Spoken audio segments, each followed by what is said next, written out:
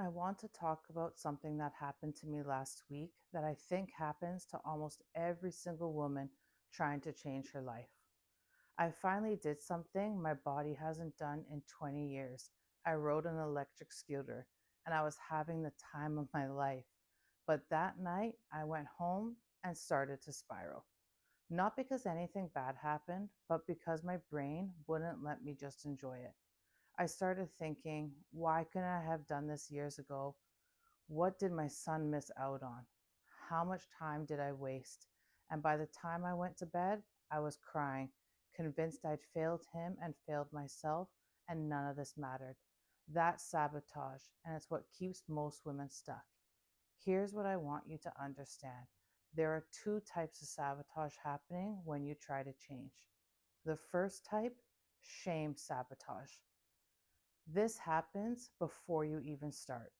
You're overweight, you know you need to change, but the shame is so loud that it keeps you from trying. You think, everyone at the gym will judge me. I'm too big to do this. I'll fail anyway, like I always do. What's the point? And shame wins, so you don't start. Or you start on Monday, and by Wednesday, something happens, someone says something, or you catch a reflection of yourself, and the shame floods back in, and you quit. Shame tells you you don't belong here. You're too far gone. This won't work for someone like you. And most women believe it. The second type, success sabotage. This is sneakier. This is what happened to me last week. You finally start, you finally do the thing, you're winning. Your body is changing, you're doing things you couldn't do before, and then your brain sabotages it. It finds reasons to feel bad about the success. It spirals into regret about the past. It convinces you that you should have done this sooner. It makes you feel guilty instead of proud. So even when you're winning, you feel like you're losing. And that feeling is powerful. It's what makes you give up. Here's what's happening neurologically. Your brain learned 20 years ago, 10 years ago, that being big meant safety, invisibility, protection. Your brain got comfortable in that pattern, even though it was painful. So when you finally start changing, your brain doesn't celebrate. It panics. It's like your nervous system is saying, wait, what are you doing? This isn't safe. This isn't who we are. Go back, go back, go back to what's familiar. That is not anything to do with willpower. You don't want it. That's your brain trying to protect you from the unknown. So, how do we actually break that cycle? You have to do the mind work and the body work at the same time. If you only do body work, losing weight, exercising, changing your diet, but your shame and sabotage patterns are still running in the background, you will quit because the internal war is too loud.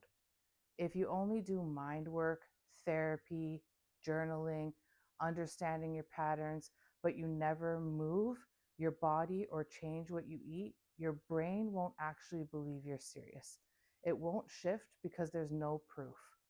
But when you do both at the same time, that's when transformation really sticks. Here's what that looks like. For the shame part, you have to get comfortable being seen. Start small. One person, one safe place where you show up as yourself. Messy, imperfect, still overweight. Every time you do that and nothing bad happens, your brain learns visibility doesn't equal danger. For the success sabotage, when you accomplish something, fit in a booth, ride a scooter, lose 5 pounds, you have to pause and celebrate it, not spiral into regret about the past.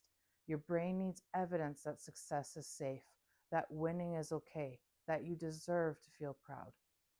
Every time you acknowledge a win without sabotaging it, you're teaching your nervous system, this is good, keep going. And for the body part, you show up consistently, not perfectly, but consistency.